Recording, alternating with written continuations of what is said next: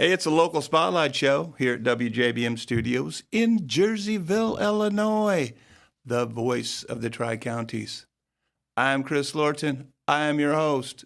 And with me, I have the oldest living telephone operator from Jerseyville with me today, Barb Sackman. Welcome, Barb. How are you? Thank you. I'm fine.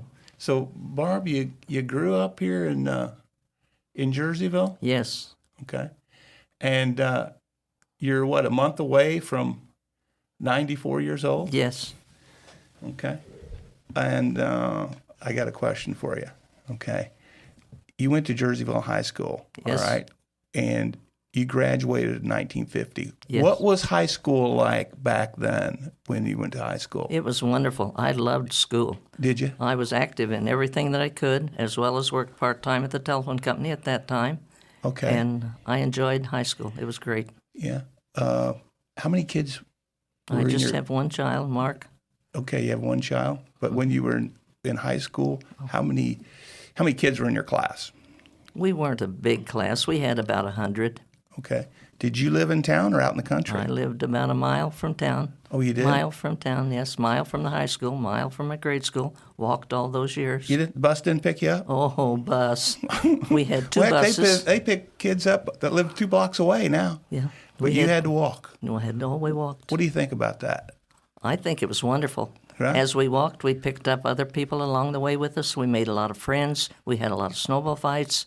We had a good time walking. We walked a mile to East Grade School, then we walked a mile to the high school, and we enjoyed it. Why don't you think they walk today? Why do they have buses picking them up in Part town? of it is stranger danger, Stranger danger? and part of it is just the times have changed.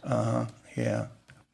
I know I go to my old neighborhood and I see the buses there, and I think, oh, you don't know what you're missing, the fun that we had going back and forth to school. Just walking? Yeah. Just walking. I can remember myself walking back from, I didn't have to walk far because I lived across from the street from the school, but had to walk about a block. And, had some interesting times, walking along. You'd always, be with a group of people that maybe you didn't hang out with all the time, but you were on the same route, Yes. and Yes. You got to know new people, that's for sure. Yes. So you went to high school. When you went to high school, were you thinking like early on that you wanted to be a telephone operator? No, I just knew that when I got to be 16, I wanted a job. Why? I wanted a little bit of money. I wanted some changes. I just was a person who wanted to be out with people and all. And we lived way out there. We didn't have a telephone. We didn't have a car. And so when I got to be 16, I said, I'm going to work. And I was immediately hired when I was 16, started right away. So you would work, the night shift? I would go from high school and work 4 to 8 in the evenings. And then I would work as much as I could on Saturdays and Sundays and the holidays. I was not working for fun necessarily, but I did enjoy it. But I was working for the money. Yeah. What kind of money did you make back then? Well, I started at 35 cents an hour. Yeah. And you got a little extra if you worked on Sundays, and you got a little more extra if you worked on the holidays. So I worked as many of those as I could. And I was very grateful that I did. I had a wonderful job. Okay. Jerseyville Telephone Company was originated by a group of businessmen, and the one that we worked for, his father, That's right. was a German immigrant. And this was Dr. Schwarz that we worked for. Schwarz. No and T. he got the telephone company going. They got the telephone company going. It was upstairs over what was Kirby's drugstore at that time. And then by the time I started working with them in 1948, it had moved to a building over at 209 South Washington. And we were there until they converted to dial in 1963. I see. In 1963, where did they go to? They moved down to the corner of South Washington, and I believe I don't know what street it is. Is that the building that is north of DJ's? Yes. Okay. Yes. Because it says telephone building on it. Well, that was the old one. That's north of DJ's, where they have now done a lot of remodeling to. Yes. And then we ended up on the south across the street Oh, yeah. from DJ's. That's now It's now empty. is a telephone company. It's empty now because they moved the business operation to Bloomington, Illinois Oh. in 1981 and took my keys and locked the door, and I went home and cried. Oh, I'll be darned. I thought I was going to get to work till I was 65, and they put me out when I was in my 40s, so I had to do something else. I see. But up to that time, I had started as an operator. I moved up to a supervisor. Then I moved up to the chief operator and saw them through to the dial conversion. Judy Tapin took the last telephone call before dial conversion, and I was there with her as management, and it was quite an experience. So let's, for those that may not really, I mean, they've all seen movies where, you know, you got the switchboard operator. And, okay, so every house necessarily didn't have a phone. That's correct. But a lot did. And the one thing that I think is kind of interesting is that you said a doctor got this going, all right? Was that because so he could have... No, he was a retired dentist, and health had made him retire from his dentistry. Okay. And he was older. But at the beginning, it was his dad, who was the German immigrant, who was on the committee that started it. And then it moved on down, and then his son was a local attorney, and we worked for them. It was probably a big plus for the community to be able to communicate, right? Oh, yes, Yeah. I'm sure. And so you're sitting in there, and how many other operators were there? When I started, we had 8 switches, 8 switchboards. 8 switchboards. By the time I left, we had 11 switchboards. Okay, now a switchboard, That how held, wide, how big was it? I can't tell you, I'm not good on. Like 4 feet wide Probably, or something? probably, Okay. maybe so. And you had every phone connection was on that Yes, board. right. Every time you picked up your phone at home, a light came on up there. And the girl working next to you, or guy, was it mostly girls? You had all girls. There All were no girls. men at that time. No, No men? No. Okay. We had what So was the girl called, next to you, she had the identical board? right, Everybody had these identical boards, Well- and it had 8 of them. to a point. On one end, we had what was called long distance. You had to have a special trunk, what was called a trunk, to connect you from Jerseyville to Alton to St. Louis to wherever. We could only go through certain trunks, and then we had to tell them what city we wanted and all, and it was a procedure, of course, to get to long distance. But then we had our local connections, which was the people in town. Then we had what was called a county board, were the ones in the country. Remember, they had to crank. Where were they at? They were at the end of our switchboard. That was the last one at the end of what the was the switchboard. cranking, like getting the battery If going or they were something? no, if you were in your home, that's how you got your operator. Sometimes you cranked and you got the operator. There were at least 10 people, could be 10 people on each one of those county lines. 5 on the R side, 5 on the W side. The county operator was the one who just passed away at 97 recently. She was mostly always the county operator because she was so good. She was so quick with knowing how many times to ring for whatever they told. She could pull that switch 3 times. Everybody on that county line, their phone rang. Okay. But they'd, So the way it worked was if there might be 4 or 5 different phones on the same line. Right. And she would, like mine might be 1 ring, yours might be 2, somebody else's 3. Is that the way they did it? that's correct, yes. And Yeah. she would go, okay, all right. Yeah. So typically you're at the board and a light comes on. Is that Right. what it is? Okay. You've seen them in the movies Yeah, where they, and then you take up one and you plug something into yeah, it, you plug it in. and then you can hear them. And you say number, please, and then you tell us what number you want. The connecting plug, we plug into that number. And if it's W or R, then we push W or R if it's a party line. Of course, a straight line, then, of course, we just have to ring it. But, Okay. yes. And if somebody didn't know the number, did they say, I want to talk to Ralph or whatever? Well, we had information operators, and that's kind of a story because in our directory, of course, it was by your given name. Oftentimes, somebody didn't know the given name, and they'd say, well, just for instance, they'd say, I want to call Butch Shaw. Well, our information operator, 9 times out of 10, would know who Butch Shaw was. She would know what to give you. And that was something with people who knew people. And our operators with that were. job, you probably really got to know a lot of people. Didn't you? Yes. Yeah. If anything, you recognize their voices. Yes. Yeah. Our doctors were excellent with us. If they were going to be gone that evening or they were going to be doing something else, they would call us and tell us where they were going to be. And when they'd call in, somebody would call in, they'd say, "Now, I need Dr. So-and-so." We knew right away where Dr. So-and-so was and could connect them. Yeah, Yes. That's cool. Hey, if you're just joining us, I have Barb Sackman with me today. She's the oldest living telephone operator here in Jerseyville, and she's 94 years young, still getting along great, and we're talking about the old telephone company that she used to work for here in Jerseyville. Okay, you said something about, like, if somebody had an emergency, like, for example, like a fire, if they had a fire, what would happen then? All right, that's very good because our fire whistle was blown from the telephone company. Oh, yeah? And if you had a fire at your house, first thing you did was grab that telephone and say, "I have a fire." They'd give us the address. Then we would immediately sound the fire siren. We had volunteer firemen at that time who would go to the telephone, and they would ask the telephone operator, "Where's the fire?" Well, the telephone operator's sitting there saying over and over, "Fire is 816 West Exchange. Fire is 816 West Exchange." So every time that volunteer fireman called in, whatever operator got him knew which line to connect it, where we were on, telling them that. And then they would know to go to that fire. Now, after it kind of slowed down a little bit for that, then the public started calling in, wanting to know where the fire was. And we could tell them. It wasn't a secret. We could tell them at that time where it was.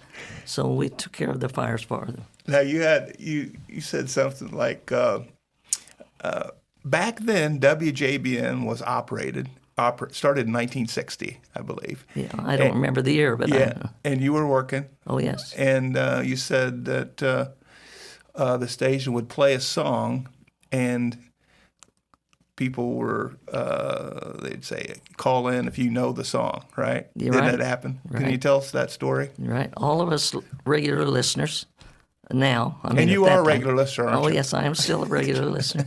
Yes. Love yes, it. Well, as soon as that program came on, and it was early in the morning, I don't remember what time exactly, but early in the morning, that switchboard would light up because all the people wanted to get in on it because they got a prize and they wanted to get in on it. And it was very interesting. It was very good. Okay. It was very popular with the radio station, too. Yes. Well, maybe we should bring that back. What do you think? I don't know. Maybe I could get you to man the phones. Oh, what do you I don't think so. No, No? not now, not this stage. Come on. I will pay more than 35 cents an hour. Oh, well, it took me a while to get up to more than that. What'd you do with all that money you made? What was you buy? Clothes or a car or what? No. We didn't have a telephone at my house at that time. Yeah. And we didn't have a car. So the first things I did was get a telephone in the house, You of course. did? You got the telephone? I got the telephone in the house. What was your mom and dad saying about that? Oh, we don't need a telephone. Yeah, that's right. Is that what they said? Yeah, that's right. But you got it in. I said, "No, I'm a telephone operator. I got to have a telephone." So we did. Yeah, I did well with that. Yeah. We had, with our operators, we had a big turnover, of course, because it was the best job in town for a Jerseyville girl because it was clean. She could sit down. It was evenings and weekends and all. And other than that, there weren't too many. The show and different places, the dime store, those places too. But the girls didn't have much opportunity. But after they got out of high school, they didn't want to work all those hours. So we had a pretty good turnover of operators because of the hours mainly that they could go on. But it was a very good job for a young teenage girl. Yeah. And could anybody pretty much get on, or was it hard to find people to work? Not really. No. But then once we got them, they stayed through school, through their high school years. They didn't leave us until after they got where they could do something else they didn't have to work that weekends and holidays. And So things.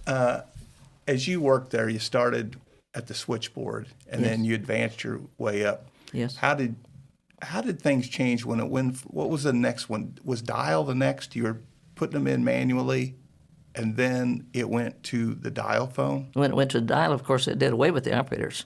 Okay. There were no more operators. No more operators. No more operators when I went to dial. No. Okay. And That was in 1963 that 1963. it went to dial. Yes. Oh, be darned. Yeah. That was probably a sad day. It was. Yeah. It was. What did the girls do? Well, I had lost so many of my girls before that. I was chief operator at that time, and I had lost so many of my girls before we went because they knew their jobs weren't going to be there. And as other jobs came open in other fields, they left. So I had to call some of the old operators who had quit years ago and were older, and they came back to see us through those last months before our dial conversion.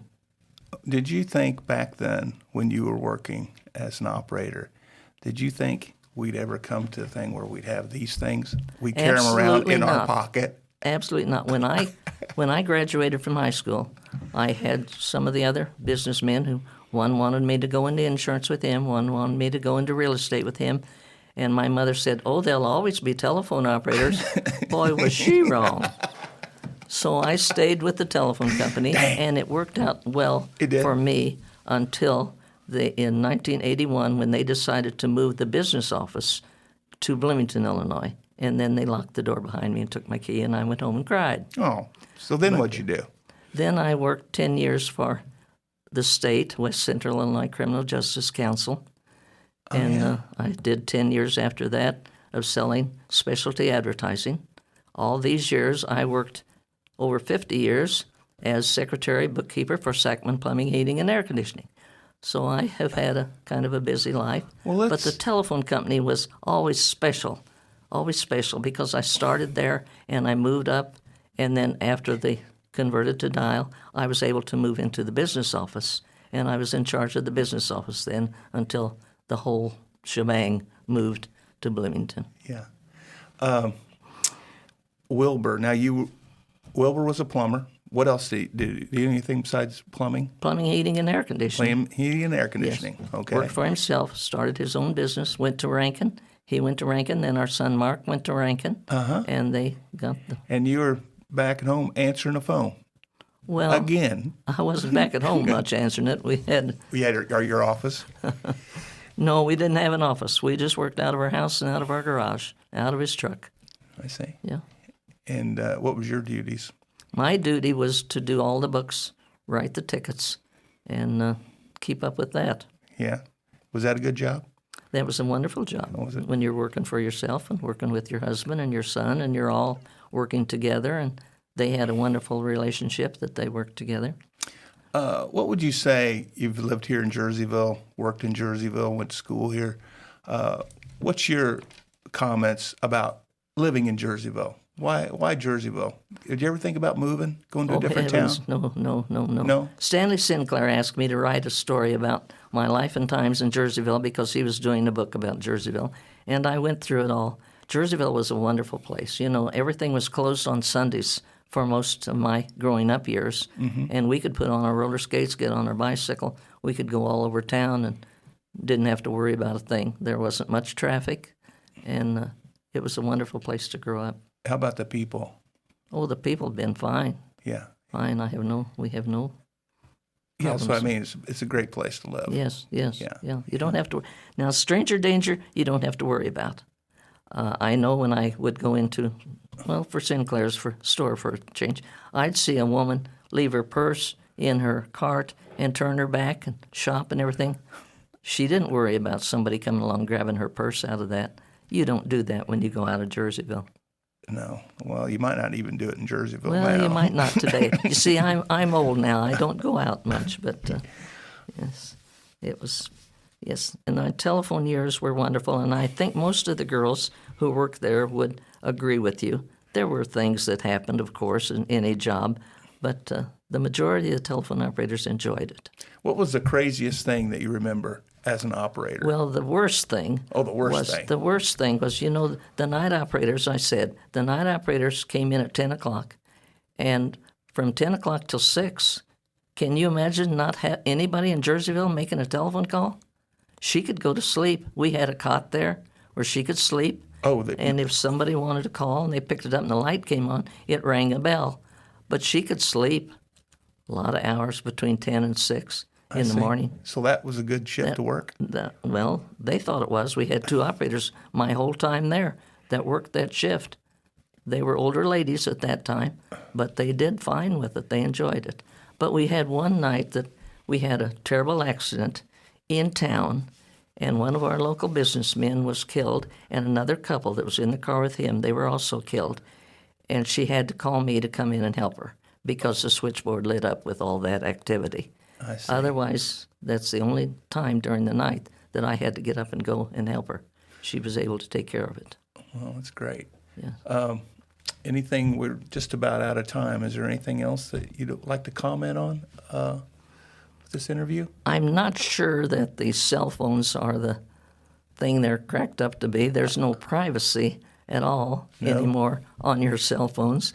I'm not saying that there wasn't Was there privacy on the... a little bit of privacy. Yeah, people in the party lines and all, they all had it good. But no, it was nice. I enjoyed my years at the telephone company. I also enjoyed my years of my other jobs too. But Yeah, very good.